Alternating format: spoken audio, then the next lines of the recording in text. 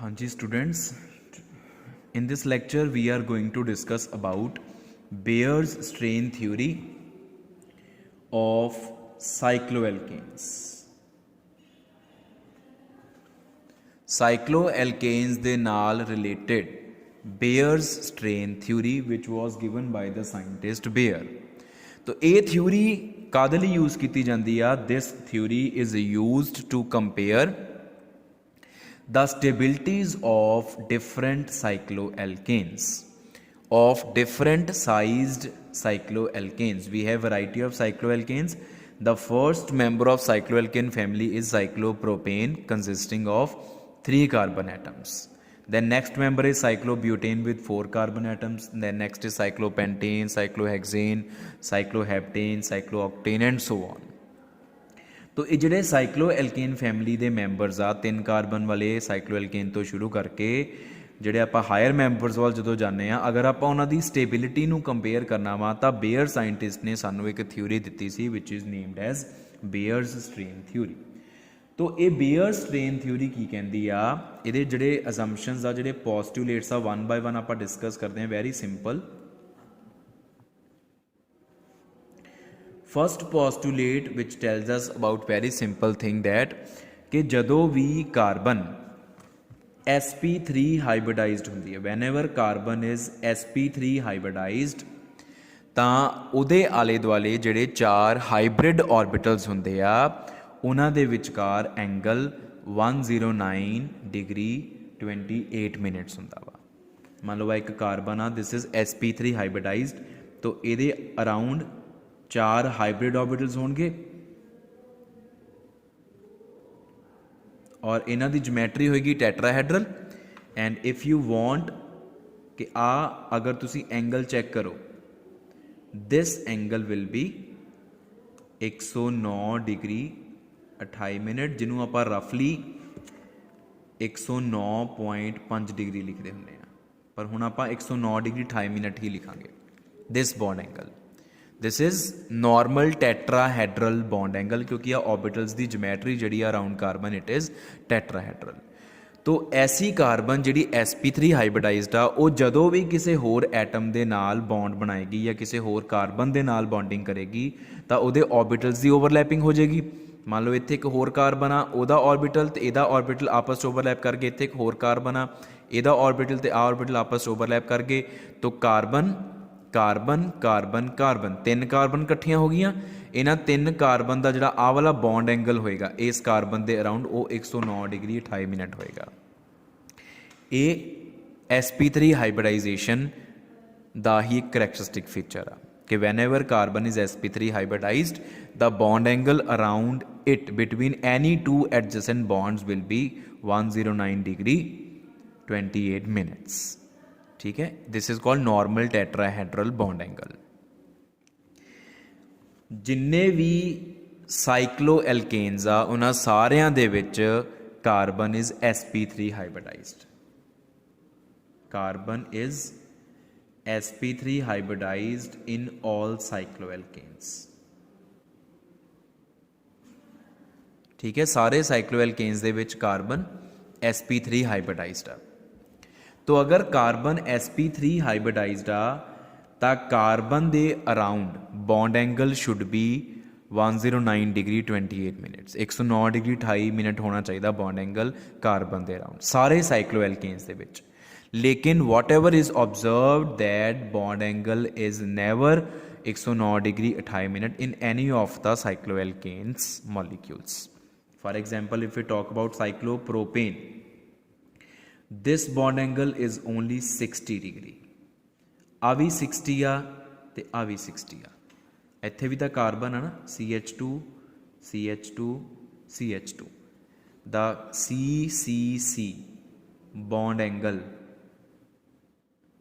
is only 60 degree। if you talk about cyclobutane, अगर असी cyclobutane की गल करिए 90 90 90 90, the bond angle is only 90 degree.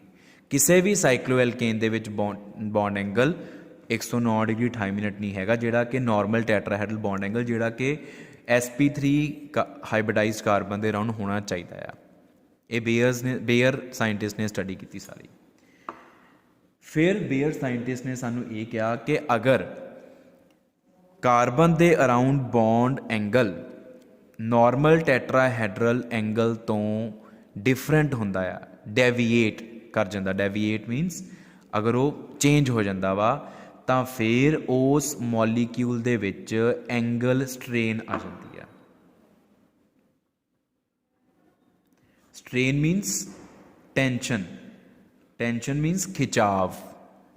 ਮਤਲਬ ਹੁਣ ਆਹ ਮੋਲੀਕਿਊਲ ਕਹਿ ਲਓ, ਆਹ ਮੋਲੀਕਿਊਲ ਇਹਦੇ ਵਿੱਚ ਬਹੁਤ ਸਾਰਾ ਖਿਚਾਵ, ਬਹੁਤ ਸਾਰੀ ਟੈਂਸ਼ਨ ਆ, ਬਹੁਤ ਸਾਰਾ ਤਣਾਵ ਆ। ਤਣਾਵ ਕਰਕੇ ਜਿਹੜੇ ਆਹ ਵਾਲੇ ਬੌਂਡਸ ਆ ਇਹ ਵੀਕ ਬੌਂਡਸ ਹੋ ਜਾਂਦੇ। These bonds are weak, these are also very weak bonds. ਤੋ ਬੇਅਰ ਕਹਿੰਦਾ ਕਿ whenever the bond angle deviates from normal tetrahedral bond angle that is 109 degree 28 minutes, there is angle strain in that molecule, ਉਹਦੇ 'ਚ angle strain ਆ ਜਾਂਦੀ ਹੈ, which provides, angle strain provides unstability to the molecule, ਜਿਹੜੀ ਕਿ molecule ਨੂੰ unstable ਕਰ ਦਿੰਦੀ ਹੈ। more angle strain, ਮੋਰ ਅਨਸਟੇਬਿਲਿਟੀ। ਜਿੰਨੀ ਜ਼ਿਆਦਾ ਐਂਗਲ ਸਟ੍ਰੇਨ ਆਏਗੀ ਮੋਲੀਕਿਊਲ ਓਨਾ ਜ਼ਿਆਦਾ ਅਨਸਟੇਬਲ ਹੁੰਦਾ ਜਾਏਗਾ। ਤੇ ਲਾਸਟ ਪੋਸਟੂਲੇਟ, ਮੋਰ ਸਟੇਬਿਲਿਟੀ ਕੰਪਾਊਂਡ ਈਜ਼ੀਲੀ ਫਾਰਮਡ।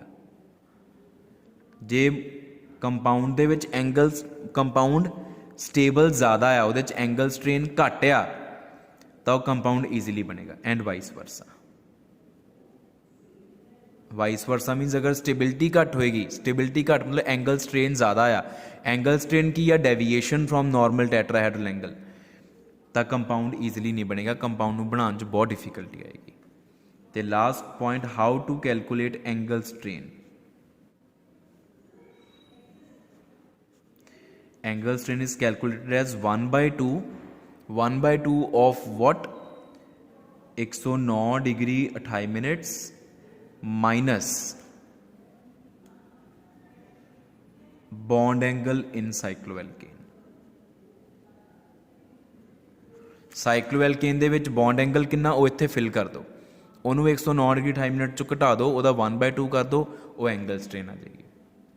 ਠੀਕ ਹੈ, ਤੋ ਆਹ ਬੇਅਰ ਸਾਇੰਟਿਸਟ ਨੇ ਸਟੇਬਿਲਿਟੀਜ਼ ਨੂੰ ਕੰਪੇਅਰ ਕਰ ਲਈ, ਆਪਣੀ ਥਿਊਰੀ ਦਿੱਤੀ ਸੀ, ਉਹਦੇ ਪੋਸਟੂਲੇਟਸ ਆ।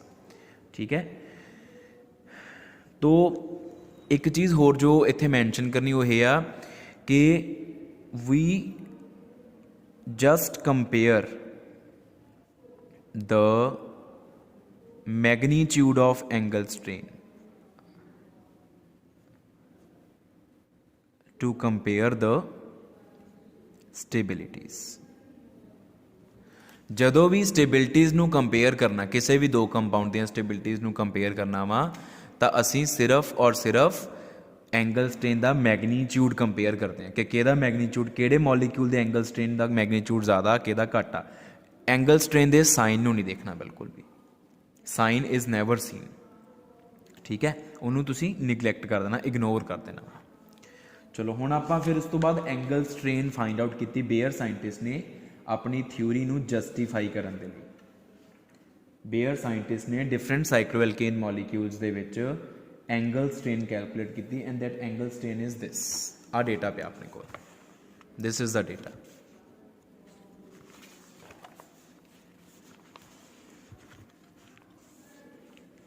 See, in case of cyclopropane, the angle is 60 degree. Angle strain is calculated to be plus 24 degree 44 minutes. In cyclobutane, angle strain थोड़ी जी घट गई. In cyclopentane, angle strain almost zero या. Cyclohexane थोड़ी जी फिर वध गई. मैं पहले क्या साइन नहीं देखने तुसी, सिर्फ angle strain का मैग्नीट्यूड। साइक्लोहेप्टेन फिर वध गई, साइक्लोऑक्टेन उस तो ज़्यादा होगी, साइक्लोनोनेन उस तो भी ज़्यादा होएगी। तो इस डेटा के अकॉर्डिंगली सब तो ज़्यादा स्टेबल साइक्लोएल्केन होएगा साइक्लोपेंटेन, क्योंकि उहदे च एंगल स्ट्रेन मिनीमम आ। फिर बाकी सारे ਉਹਦੇ ਤੋਂ ਘੱਟ ਸਟੇਬਲ ਹੋਣਗੇ। ਠੀਕ ਹੈ। ਸਾਈਕਲੋਪ੍ਰੋਪੇਨ ਦੇ ਵਿੱਚ ਐਂਗਲ ਸਟ੍ਰੇਨ ਬਹੁਤ ਜ਼ਿਆਦਾ ਆ, ਇਸ ਕਰਕੇ ਸਾਈਕਲੋਪ੍ਰੋਪੇਨ ਜਿਹੜਾ ਆ ਉਹ ਬਹੁਤ ਜ਼ਿਆਦਾ ਅਨਸਟੇਬਲ ਹੋਏਗਾ ਅਕੋਰਡਿੰਗ ਟੂ ਬੇਅਰਸ ਥਿਊਰੀ। ਠੀਕ ਹੈ। ਸਾਈਕਲੋਬਿਊਟੇਨ 'ਚ ਐਂਗਲ ਸਟ੍ਰੇਨ ਥੋੜ੍ਹੀ ਜਿਹੀ ਘਟ ਗਈ ਤਾਂ ਸਾਈਕਲੋਬਿਊਟੇਨ ਕੰਪੈरेटिवली ਜਿਹੜਾ ਆ ਉਹ ਸਟੇਬਲ ਹੋ ਗਿਆ। ਫਿਰ ਸਾਈਕਲੋਪੈਂਟੇਨ ਤੋਂ ਬਾਅਦ ਸਾਈਕਲੋਹੈਗਜ਼ੇਨ 'ਚ ਵੀ ਐਂਗਲ ਸਟ੍ਰੇਨ ਹੈਗੀ ਪਰ ਉਹ ਬਹੁਤ ਜ਼ਿਆਦਾ ਨਹੀਂ ਹੈਗੀ, ਤਾਂ ਸਾਈਕਲੋਹੈਗਜ਼ੇਨ ਵੀ ਸਟੇਬਲ ਦੀ ਕੈਟੇਗਰੀ 'ਚ। ਸਾਈਕਲੋਪੈਂਟੇਨ ਐਂਡ ਸਾਈਕਲੋਹੈਗਜ਼ੇਨ ਇਹ ਦੋਨੋਂ ਸਭ ਤੋਂ ਵੱਧ ਸਟੇਬਲ ਸਾਈਕਲੋ ਐਲਕੇਨਸ ਮੰਨੇ ਜਾਂਦੇ ਆ ਔਰ ਸਭ ਤੋਂ ਵੱਧ ਸਾਈਕਲੋਪੈਂਟੇਨ, ਲੇਕਿਨ cyclohexane is also considered to be a stable cycloalkane. Then cycloheptane is again a little bit unstable or more unstable than cyclohexane, या less stable than cyclohexane. Cyclooctane even less stable than cycloheptane and so on. तो ये bears theory दी postulates तो बाद जिहड़ी उन्हें calculation की सी वो सारी एक्सप्लेन हो गई। फिर अगों साडे कोल आ जांदे आ evidences in favour of bears strain theory कि बेयर्स साइंटिस्ट ने अपनी थ्योरी तो देती ਤਾਂ ਕੀ ਉਹ ਸਹੀ ਵੀ ਹੈ ਕਿ ਉਹ ਉੱਦਾਂ ਹੀ ਆਪਣੀ ਥਿਊਰੀ ਦੇ ਕੇ ਚਲਾ ਗਿਆ, ਤਾਂ ਉਹਦੀ ਥਿਊਰੀ ਨੂੰ ਸਪੋਰਟ ਕਰਦੇ ਹੋਏ ਸਾਡੇ ਕੋਲ ਇੱਕ ਦੋ ਐਵੀਡੈਂਸਿਸ ਹੈਗੇ ਆ। ਜਿੱਦਾਂ ਸਭ ਤੋਂ ਪਹਿਲਾ ਐਵੀਡੈਂਸ ਕੀ ਆ?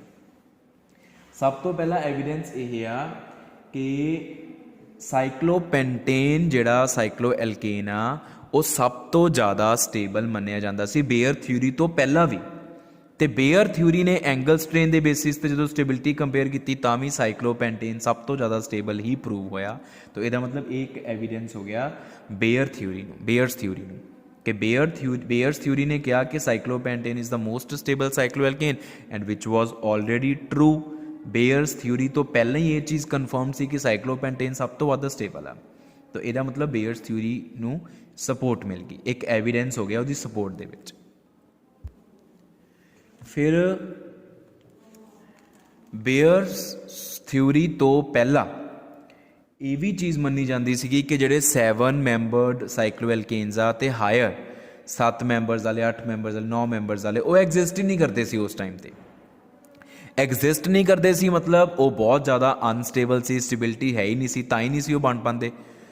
ਅਤੇ ਬੇਅਰਸ ਥਿਊਰੀ ਨੂੰ ਵੀ ਇਸ ਚੀਜ਼ ਦੀ ਸਪੋਰਟ ਮਿਲ ਗਈ ਕਿਉਂਕਿ ਬੇਅਰਸ ਥਿਊਰੀ ਦੇ ਅਕੋਰਡਿੰਗਲੀ ਵੀ 7 ਮੈਂਬਰਡ 8 ਮੈਂਬਰਡ 9 ਮੈਂਬਰਡ ਇਹਨਾਂ 'ਚ ਐਂਗਲ ਸਟ੍ਰੇਨ ਬੜਾ ਜ਼ਿਆਦਾ ਆ। ਅਤੇ ਐਂਗਲ ਸਟ੍ਰੇਨ ਜ਼ਿਆਦਾ ਹੋਣ ਕਰਕੇ ਉਹ ਬਹੁਤ ਅਨਸਟੇਬਲ ਮੋਲੀਕਿਊਲਸ ਆ ਅਤੇ ਉਹਨੇ ਆਪਣੀ ਥਿਊਰੀ 'ਚ ਇਹ ਗੱਲ ਕਹੀ ਵੀ ਸੀਗੀ, ਸ਼ਾਇਦ ਇਸੇ ਕਰਕੇ ਕਹੀ ਸੀ ਕਿ ਜਿਹੜੇ ਅਨਸਟੇਬਲ ਹੁੰਦੇ ਆ ਫਿਰ ਉਹ ਈਜ਼ੀਲੀ ਨਹੀਂ ਬਣਦੇ। ਤਾਂ ਇਸ ਕਰਕੇ 7 member 8 member 9 member higher member ਵਾਲੇ ਜਿਹੜੇ ਸਾਈਕਲੋ ਐਲਕੇਨਸ ਆ ਉਹ ਕਿਉਂ ਨਹੀਂ ਸੀ ਬਣਦੇ? ਕਿਉਂਕਿ ਉਹ ਅਨਸਟੇਬਲ ਬਹੁਤ ਜ਼ਿਆਦਾ ਸੀ ਅਕੋਰਡਿੰਗ ਟੂ ਬੇਅਰ। ਅਤੇ ਬੇਅਰ ਥਿਊਰੀ ਤੋਂ ਪਹਿਲਾਂ ਵੀ ਇਹੀ ਚੀਜ਼ ਮੰਨੀ ਜਾਂਦੀ ਸੀ ਕਿ ਉਹ ਐਗਜ਼ਿਸਟ ਹੀ ਨਹੀਂ ਕਰਦੇ ਸੀ। ਤਾਂ ਬੇਅਰ ਨੇ ਫਿਰ ਇਸ ਚੀਜ਼ ਨੂੰ ਚੱਕ ਕੇ ਕਹਿਤਾ ਉਹ ਇਸ ਕਰਕੇ ਨਹੀਂ ਐਗਜ਼ਿਸਟ ਕਰਦੇ ਕਿਉਂਕਿ ਉਹ ਬਣ ਹੀ ਨਹੀਂ ਪਾਉਂਦੇ। ਕਿਉਂ ਨਹੀਂ ਬਣ ਪਾਉਂਦੇ? ਕਿਉਂਕਿ ਉਹਨਾਂ 'ਚ ਐਂਗਲ ਸਟ੍ਰੇਨ ਬਹੁਤ ਜ਼ਿਆਦਾ ਹੈ, ਇਸ ਕਰਕੇ ਉਹ ਬੜੇ ਅਨਸਟੇਬਲ ਆ। ਤਾਂ ਬੇਅਰਸ ਥਿਊਰੀ ਨੂੰ ਸਪੋਰਟ ਮਿਲ ਗਈ ਇਸ ਚੀਜ਼ ਦੀ। ਇੱਕ ਐਵੀਡੈਂਸ ਹੋਰ ਹੈਗਾ ਬੇਅਰਸ ਥਿਊਰੀ ਨੂੰ ਜਿਹੜਾ ਸਪੋਰਟ ਕਰਦਾ ਉਹ ਹੈ ethene molecule. Ethene molecule is CH2 double bond CH2। ਜਿਹੜਾ ਆਹ ਵਾਲਾ ਪਾਈ ਬੌਂਡ ਆ ਇਹਨੂੰ ਅਸੀਂ ਬੋਲਦੇ ਹਾਂ ethylenic bond. This is called ethylenic bond. ठीक है, दो डबल बॉन्ड ना, एक सिग्मा एक पाई। तो ethene molecule is very reactive means very unstable. तो इथीन मॉलिक्यूल का फॉर्मूला की बनता C2H4 ਜਿਹੜਾ कि साइक्लो एल्केन्स की फैमिली ਨੂੰ ही साइक्लो एल्केन की फैमिली च फॉल कर रहा। तो इथीन मॉलीक्यूल ਨੂੰ ਸਾਈਕਲੋ ਐਲਕੇਨ ਦੀ ਫੈਮਿਲੀ ਦਾ ਪਾਰਟ ਮੰਨ ਕੇ ਬੇਅਰ ਨੇ ਕੀ ਕੀਤਾ, ਉਹ ਕਹਿੰਦਾ ਇਥੀਨ ਮੋਲੀਕਿਊਲ ਉਹ ਸਾਈਕਲੋ ਐਲਕੇਨ ਫੈਮਿਲੀ ਦਾ ਪਾਰਟ ਆ, ਫਸਟ ਮੈਂਬਰ ਆ ਸਾਈਕਲੋ ਐਲਕੇਨ ਫੈਮਿਲੀ ਦਾ, ਅਤੇ ਉਹ ਬਹੁਤ ਜ਼ਿਆਦਾ ਰਿਐਕਟਿਵ ਆ। ਉਹ ਇਸ ਕਰਕੇ ਕਿਉਂਕਿ ਇਹਦੇ ਵਿੱਚ ਬੌਂਡ ਐਂਗਲ ਜਿਹੜਾ ਆ ਉਹ ਹੈ 0 ਡਿਗਰੀ। ਤਾਂ ਐਂਗਲ ਸਟ੍ਰੇਨ ਜਦੋਂ ਫਾਈਂਡ ਆਊਟ ਕਰਨੀ ਆ ਆਪਾਂ ਉਹ ਆਈ plus 54 degree 44 minutes which is too high. तो इथीन मॉलीक्यूल दे विच एंगल स्ट्रेन बहुत ज़्यादा है। ਇਹਦਾ मतलब इथीन मॉलीक्यूल बहुत ज़्यादा अनस्टेबल आ, बहुत ज़्यादा रिएक्टिव आ। जे इथीन बन भी जाता आ तो वो रिएक्शनस बड़ियाँ फास्ट आ, क्योंकि वो स्टेबल ही नहीं हैगा। ਜਿਹੜੇ स्टेबल नहीं होंगे कंपाउंड्स ਉਹੀ रिएक्टिव होंगे आ। तो ये फिर बेयर्स थ्योरी में एक होर सपोर्ट मिल गई, एक होर एविडेंस मिल गया कि इथीन मॉलीक्यूल वाला बड़ा ज़्यादा रिएक्टिव आ, क्योंकि वो एंगल स्ट्रेन बहुत ज़्यादा आ। ठीक है, तो ये है गया evidences in support of bears strain theory. फिर गल आ जाती है लिमिटेशनस की।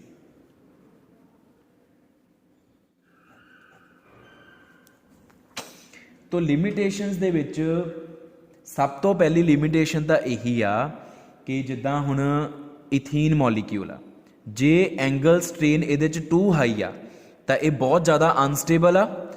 तो बेयर ने अपनी थ्योरी च कहता कि जिहड़े मोर स्टेबल हुंदे आ वो जल्दी बनते आ, जिहड़े लैस स्टेबल हुंदे आ जल्दी नहीं बनते। तो इथीन मॉलीक्यूल तो बहुत जल्दी बन जाता, और it is very well known compound. Ethene is very well known compound. तो बेयर्स थ्योरी के हिसाब नाल, क्योंकि इस एंगल स्ट्रेन बहुत ज़्यादा आ, it should be very much unstable and it should not even exist. इनू तो एग्जिस्ट ही नहीं करना चाहिए, पर ये तो बड़ा वैल नोन कंपाउंड आ। तो फिर बेयर थ्योरी इत्थे फेल हो गई। ठीक है, एक पासों इथीन मॉलीक्यूल चक के उन्हें अपनी थ्योरी सपोर्ट देती, पर इथीन मॉलीक्यूल ही यूज़ करके जिहड़े बाद विच ड्रॉबैक्स बने बेयर्स थ्योरी दे, वो यही सी कि इथीन तो बहुत ज़्यादा रिनाउंड कंपाउंड आ। वो तो बेयर्स थ्योरी के हिसाब नाल फिर बनना ही नहीं चाहिए सी, पर वो तो बहुत ईजिली बन जाता और एग्जिस्ट भी करता वा। फिर इदां ही साइक्लोप्रोपेन, ਉਹਦੇ ਵਿੱਚ भी एंगल स्ट्रेन बहुत ज़्यादा आ। एंगल स्ट्रेन बहुत ज़्यादा होने करके अनस्टेबल बड़ा वा, ये भी एग्जिस्ट नहीं करना चाहिए। पर साइक्लोप्रोपेन भी बेयर्स थ्योरी आने तो पहले ही एग्जिस्ट करता सी साइक्लोप्रोपेन तो, फिर ये भी ड्रॉबैक हो गया। जिहड़ा एक होर ड्रॉबैक बनया वो ये आ कि जिहड़े 6 मैंबर्ड वाले या 7 मैंबर्ड 8 मैंबर्ड जिहड़े साइक्लोहेक्सेन, साइक्लोहेप्टेन, साइक्लोऑक्टेन, साइक्लोनोनेन जिहड़े आ, या ईवन हायर मैंबर्स 10 कार्बन वाले, 11 कार्बन वाले, ये वाले साइक्लो एल्केन दे विच एंगल स्ट्रेन बहुत ज़्यादा आ, वधी जानी आ। जिद्दां जिद्दां मैंबर्स ज़्यादा हो जाने उदों दा एंगल स्ट्रेन का मैगनीट्यूड वधी जाना।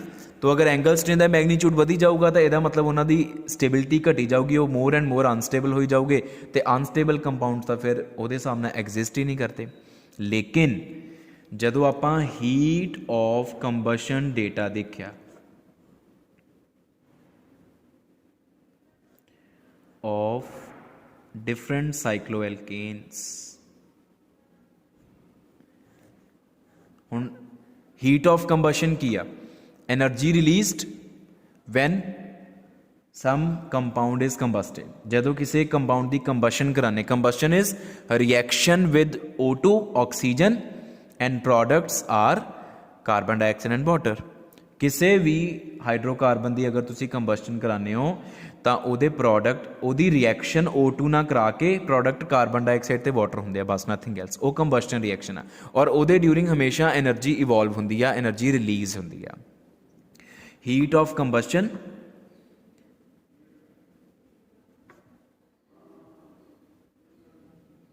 Is always negative. नेगेटिव का मतलब एनर्जी इज रिलीज्ड। जदों भी किसी कंपाउंड की कंबशन होंदी है एनर्जी हमेशा बाहर निकलती है। More heat of combustion of a compound means, अगर किसी कंपाउंड की हीट ऑफ कंबशन ज़्यादा आ, इसका मतलब लैस इज इट्स स्टेबिलिटी। ये चीज़ तुसीं याद रखनी है। अगर किसी कंपाउंड नूं O2 नाल रिएक्ट करा के उसकी कंबशन कराई आ, combustion is heating in the presence of oxygen, burning in the presence of oxygen, तो फिर जिन्नी ज़्यादा उच्चों हीट निकलती है उसका मतलब होंदा कंपाउंड लैस स्टेबल आ। ठीक है, तो heat of combustion data, heat of combustion सानू स्टेबिलिटी कंपेयर करने च हेल्प कर सकती है। जिहदी हीट ऑफ कंबशन ज़्यादा वो lace stable, जिहदी heat of combustion घट वो मोर स्टेबल। तो जदों बेयर्स स्ट्रेन थ्योरी आने तो बाद डिफरेंट साइक्लोएल्केन्स दा heat of combustion data compare किया, the size of ring 3 carbon atom cyclopropane cyclobutane, cyclopentane and so on. Heat of combustion per CH2 group, ਆਪਾਂ ਇੱਕ CH2 ਗਰੁੱਪ ਦੀ ਗੱਲ ਕਰਦੇ ਹਾਂ, 3 ਆ 4 ਆ 5 ਆ, ਉਹਦੇ ਨਾਲ ਸਾਡਾ ਕੋਈ ਲੈਣਾ ਦੇਣਾ ਨਹੀਂ, ਅਸੀਂ ਇੱਕ CH2 group the heat of combustion ਦੀ ਗੱਲ ਕਰਦੇ ਹਾਂ। ਤਾਂ ਤੁਸੀਂ ਦੇਖੋ ਆ 5 ਸਾਈਕਲੋਪੈਂਟੇਨ ਤੋਂ ਬਾਅਦ ਜਿੰਨੇ ਵੀ ਸਾਈਕਲੋ ਐਲਕੇਨਸ ਆ ਉਹਨਾਂ ਦਾ heat of combustion almost same ਹੀ ਆ। ਦੇਖੋ 464 664 658 662 663 669 663 62 59 60 58 ਆਲਮੋਸਟ ਸੇਮ।